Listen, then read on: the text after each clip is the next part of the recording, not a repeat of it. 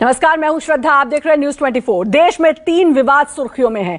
काशी और मथुरा से लेकर विवाद दक्षिण के मंगलुरु तक पहुंच चुका है। सुप्रीम कोर्ट में वर्शिप एक्ट खिलाफ याचिका डाली गई है। वहीं काशी में ज्ञानवापी पर नई याचिका पर सुनवाई होनी है। वहीं मथुरा में श्री कृष्ण जन्मभूमि पर 7 छात्राओं की याचिका पर भी सुनवाई होनी है। मंगलुरु की मलाली मस्जिद को मंदिर का ढांचा बताया जा रहा है, जिसके बाद हिंदू पक्ष अब हंगामा कर रहा है और भारी सुरक्षा बल भी वहां तैनात है। धारा 144 भी मंदिर के 500 मीटर के दायरे में लगा दी गई है।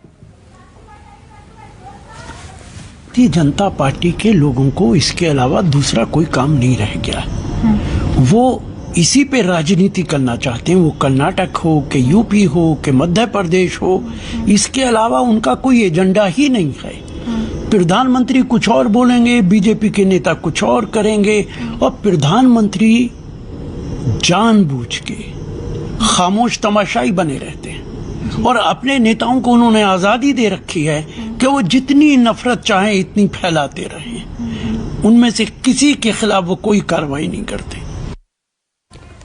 और इस वक्त की बड़ी खबर का रुख करेंगे। ज्ञानवापी मसले में आज वाराणसी कोर्ट में सुनवाई होगी। ज्ञानवापी मामले में इस वक्त की बड़ी खबर, ज्ञानवापी मामले में वाराणसी कोर्ट में सुनवाई होनी है। हिंदू संगठनों की याचिका में ज्ञानवापी परिसर में मुस्लिमों की एंट्री बैन करने की मांग है। वर्शिप एक्ट के खिलाफ सुप्रीम कोर्ट में अब याचिका भी डाली गई है, दाखिल की गई है। स्वामी जितेंद्र नाथ सरस्वती ने इस याचिका को दाखिल किया है। तो ज्ञानवापी मामले में आज 2 बजे के बाद सुनवाई भी होनी है। और ज्ञानवापी मामले से जुड़ी इस वक्त की 2 बड़ी खबर आपको लगातार बता रहे हैं। ज्ञानवापी मामले में वाराणसी कोर्ट में सुनवाई, वहीं दूसरी तरफ बात करें तो हिंदू पक्ष ने फौरन पूजा शुरू करने की भी मांग की है और साथ ही वर्शिप एक्ट के खिलाफ सुप्रीम कोर्ट में याचिका भी दाखिल की है। और यह याचिका स्वामी जितेंद्र नाथ सरस्वती ने दाखिल की है। तो बड़ी खबर इस वक्त की आपको बता रहे हैं। और ज्ञानवापी मामले में इस वक्त की बड़ी खबर, आज इसको लेकर सुनवाई भी होनी है। कोर्ट का क्या रुख रहेगा ये देखने वाली बात होगी। लेकिन वाराणसी कोर्ट में एक तरफ सुनवाई होनी है तो वहीं एक तरफ सुप्रीम कोर्ट में भी याचिका दाखिल की गई है। और अगली बड़ी खबर का रुख करेंगे।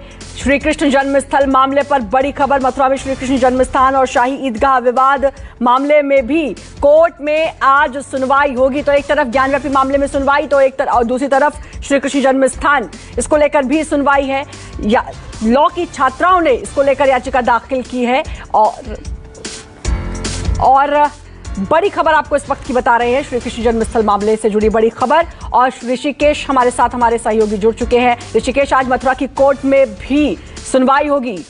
7 लॉ की छात्राओं ने याचिका दाखिल की, उस पर आज सुनवाई।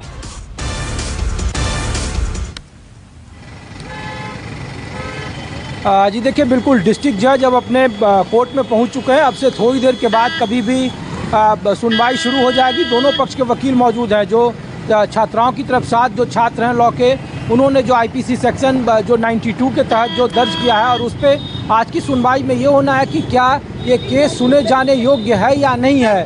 तकरीबन अलग अलग 9 याचिकाएं मथुरा की स्थानीय अदालत में लगा दी गई थी, जिसमें इलाहाबाद हाईकोर्ट ने कहा था लखनऊ बेंच में कि ये स्थानीय अदालत तय करे, डिस्ट्रिक्ट अदालत ये तय करे कि क्या जो 9 अलग अलग मामले हैं वो सुने जाने योग्य हैं या नहीं है। अब जो है दोनों तरफ के जो वकील हैं, वादी के जो वकील हैं, वो कोर्ट रूम में मौजूद हैं। जज का इंतजार होता है, जो डिस्ट्रिक्ट जज हैं उनका इंतजार हो रहा था, वो अपने चैम्बर में पहुंच गए। अब से कुछ ही मिनटों में ये कार्रवाई शुरू हो जाएगी, उस पर दलीलें शुरू हो जाएगी। और जो आईपीसी की सेक्शन 92 और जिस पे कोर्ट ने कहा कि 25 मई जो आज की तारीख है, आप पुख्ता डॉक्यूमेंट पेश करें। जो 13.37 एकड़ की ज़मीन है और उसमें मालिकाना हक किसके नाम पर है, 2.5 एकड़ जो ज़मीन है वो शाही ईदगाह मस्जिद की है, उसको लेकर जो पेपर है वो उनसे मांगे गए हैं। और जो याचिका करता है, जो वादी हैं, उनकी तरफ से पुख्ता सबूत जमा करने के लिए कहा गया है, कागजात जमा करने के लिए कहा गया है।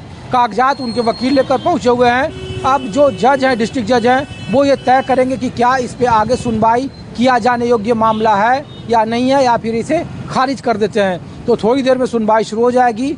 जज साहब के पहुंचने का इंतजार होता है। डिस्ट्रिक्ट जज पहुंच गए अपने चैम्बर में और किसी वक्त मामले की सुनवाई शुरू हो जाएगी। बिल्कुल, तो किसी भी वक्त मामले की सुनवाई शुरू हो जाएगी, जैसा कि ऋषिकेश बता रहे हैं। और ऋषिकेश, ये सभी मामले पूरे देश में इस समय जगह जगह पर कुछ इसी तरह की याचिकाएं दाखिल की गई हैं और आज ज्ञानवापी पर भी सुनवाई 2 बजे के बाद होनी है। दूसरी तरफ मथुरा में भी, जैसा आपने बताया, आज सुनवाई होगी। संवेदनशील मामले हैं और इस सब के बीच एक और बड़ी खबर आपको बताना चाहेंगे। कर्नाटक के मंगलुरु में ज्ञानव्यापी जैसा विवाद वहां पर भी देखने को मिला है।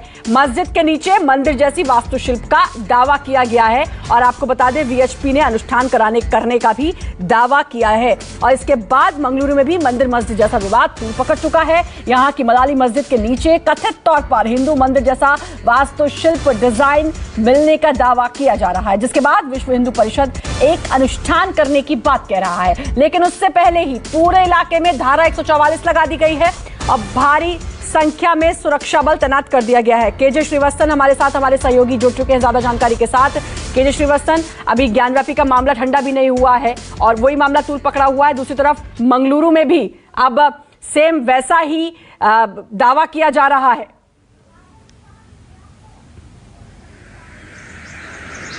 जी बिल्कुल, देखिए ये पूरी घटना एक बार फिर से बताती है कि किस तरह से लोग अब आगे बढ़ रहे हैं अपनी बात को लेकर, क्योंकि ये करीब 1 महीने पुराना मामला है। मलाली जो कि हाईली सेंसिटिव एरिया कर्नाटक के मैंगलोर जिले का माना जाता है, कोस्टल एरिया है। वहां पर एक मस्जिद थी जिसके पुनर्निर्माण का कार्य अप्रैल में शुरू हुआ था। पूरे मस्जिद को एक तरह से पुनर्निर्माण किया जाना था, लेकिन उसी दौरान कुछ स्ट्रक्चर ऐसे मिले जो कि मंदिर की आकृति के थे। कुछ दीवार के अवशेष ऐसे मिले जहां पर की मूर्तियां थी जो कि आमतौर पर हिंदू मंदिर में देखी जाती है। बस फिर क्या था, इसे लेकर कुछ हिंदू संगठनों ने बवाल मचाया और कहा कि यह कभी मस्जिद था ही नहीं, यहाँ मंदिर था, उसे हमलावरों ने मस्जिद का आकार दे दिया और वहां पर अपनी इबादत शुरू कर दी। ऐसे में यह जमीन फिर से हिंदू धर्म के लोगों को दी जानी चाहिए। अब कोर्ट ने साफ कर दिया था या डिस्ट्रिक्ट प्रशासन ने साफ कर दिया कि जो दस्तावेज है उसमें तो ये मस्जिद लिखा हुआ है, लेकिन आप मंदिर कह रहे हैं, किस आधार पर कह रहे हैं। तो ऐसे में हिंदू संगठनों के पास और कुछ विकल्प नहीं था। आज उन्होंने तांबुल प्रश्न पूजा, एक दक्षिण भारत की एक बड़ी परंपरा है तांबुल प्रश्न पूजा, जिसमें कुछ अननोन या अपने बीती बातों का सवाल का जवाब ज्योतिषी गणना के आधार पर पूछा जाता है। केरल के पंडित गोपाल कृष्ण पाणिकर को खास तौर पर बुलाया गया क्योंकि कर्नाटक के कोस्टल एरिया से केरल तक में तांबुल प्रश्न पूजा सालों से, यानी कि प्राचीन परंपरा है, अपने अननोन जो सवाल होते हैं उसका जवाब जानने के लिए। आज वहां पर यह पूजा शुरू हो गई है। 2 प्रश्न सामने रखे गए थे। क्या इस मस्जिद की जगह कभी वहां पर कोई मंदिर था? तो तांबुल प्रश्न पूजा के आधार पर जो ज्योतिषी आए थे गोपाल कृष्ण पाणिकर, उन्होंने कहा हाँ, यहाँ पर कभी मंदिर ही था। दूसरा सवाल जिसका जवाब अब खोजा जा रहा है कि यहाँ पर मंदिर था तो किस देवता का था? क्या यहाँ पर जैन मंदिर था या शिव मंदिर था या वैष्णव संप्रदाय का मंदिर था? इसका जवाब ज्योतिषी गणना के आधार पर अब खोजा जा रहा है। तो इस तरह से बातें आगे बढ़ रही है। हालांकि कोर्ट की जहां तक बात है, मामला कोर्ट में भी है। कोर्ट ने साफ कर दिया कि जब तक वह इस जमीन से जुड़े, इस मस्जिद से जुड़े दस्तावेजों की पूरी तरह जांच नहीं कर लेती, अपनी पड़ताल नहीं कर लेती, आर्कियोलॉजिकल की रिपोर्ट एक बार नहीं देख लेती, तब तक वह कोई फैसला नहीं कर सकती। लेकिन जो हिंदू पक्ष है, जिसमें बजरंग दल है, विश्व हिंदू परिषद, आरएसएस के कार्यकर्ता है, ये सभी वहां पर आज पूजा पाठ करने की इजाजत की मांग को लेकर बैठ गए हैं। और राम आंजनेय मंदिर, मलाला इलाके में ही बना हुआ है राम आंजनेय मंदिर, वहां पर तांबुल प्रश्न पूजा का आयोजन किया जा रहा है। भले ही इस पूजा का कोई कानूनी महत्व नहीं है, लेकिन इन लोगों का यह कहना है कि इसके आधार पर यह पता लगाएगा कि क्या कभी वहां पर मंदिर था। यदि मंदिर था तो यह जमीन फिर से हिंदू धर्म के लोगों को पूजा पाठ के लिए सौंप देनी चाहिए।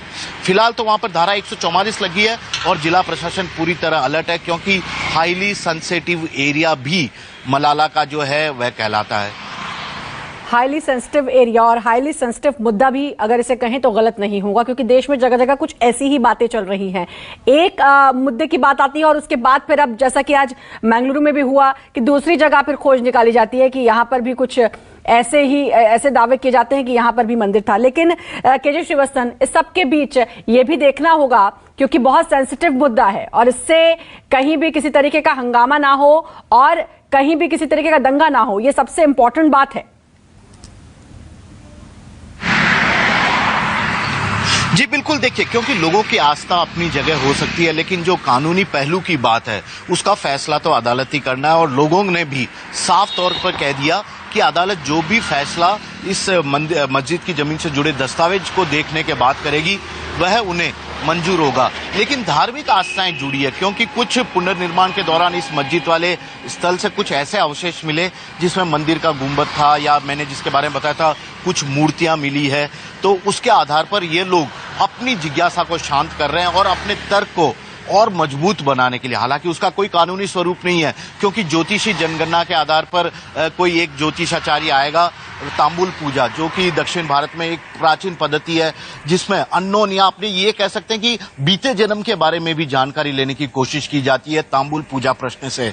तो हाईली क्वालिफाइड ज्योतिषी को बुलाया गया है, उनके जरिए ये पूरे समाधान को ये लोग जानने की कोशिश कर रहे हैं कि यहाँ मंदिर था तो किसका मंदिर था, किस देवता का मंदिर था और वह किस तरह से नष्ट हुआ। क्योंकि इतिहास में इस मस्जिद के बारे में अभी तक कोई बड़ा उल्लेख नहीं है कि यहाँ पर कोई पहले मंदिर था, उसे तोड़कर किसी आक्रांता ने इसे बनाया।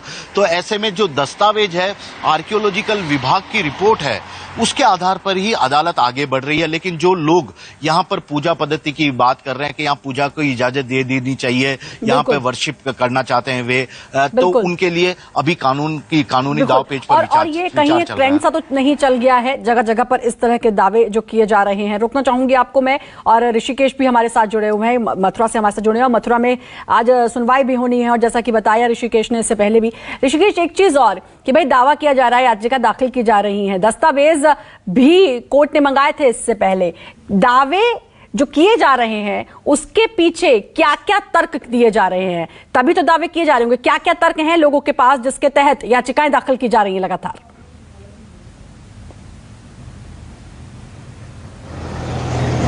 देखिए, दो चीज़ें महत्वपूर्ण है।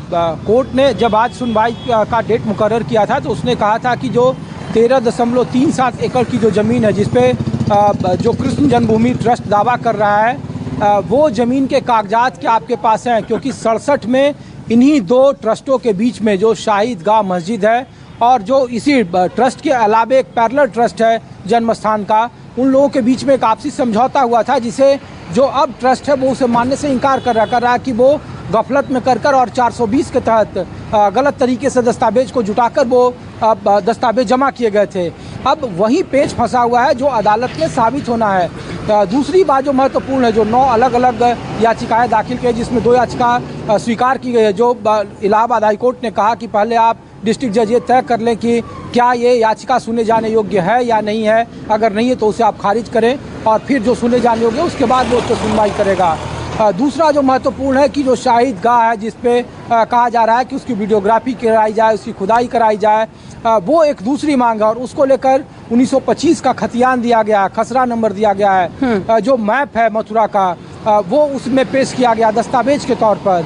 हालांकि जो प्रतिवादी पक्ष है, जो तनवीर अख्तर है, जो शाहिद गाह कमेटी के चेयरमैन सचिव है, और जो अधिवक्ता हैं, उनकी तरफ से कहा गया है कि आखिर ऐसी क्या वजह है कि अदालत में जन्मभूमि ट्रस्ट का कोई अधिकारी शामिल नहीं होता। उनकी तरफ से कोई याचिका दाखिल नहीं की गई है, अलग अलग लोगों का दाखिल किया गया है। तो कोर्ट से उन्होंने कहा कि अलग अलग लोगों का लस्ट क्या है, क्या सुनवाई होनी है। अब देखना होगा कि कोर्ट क्या कुछ कहता है। अब इस पूरे मामले पर सभी की निगाहें इस पर टिकी हैं। बहुत बहुत शुक्रिया आप सभी का। वक्त एक छोटे से ब्रेक का है, बने रहिए न्यूज़ 24 के साथ। नमस्कार, मैं हूं मानक गुप्ता। अगर आपको हमारा ये वीडियो पसंद आया हो तो इसे लाइक और शेयर जरूर करें, और हां, हमें सब्सक्राइब और फॉलो करना ना भूलें ताकि आप देश और दुनिया की कोई खबर मिस ना करें। तो जुड़े रहिए हमारे साथ और देखते रहिए न्यूज़ 24।